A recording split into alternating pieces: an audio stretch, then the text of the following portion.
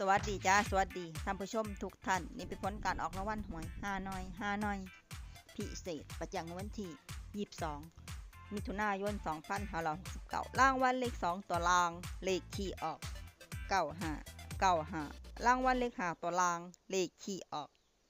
5 35795รางวัลเลข2ตัวบนเลขที่ออก63รางวัลเลข3ตัวบนเลขที่ออก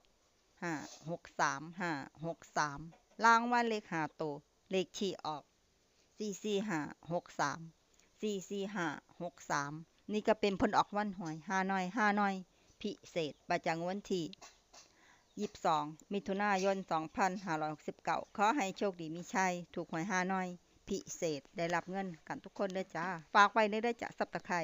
กดติดตามและเป็นกำลังใจขอขอบคุณทุกท่านที่เข้ามารับชมและรับฟัง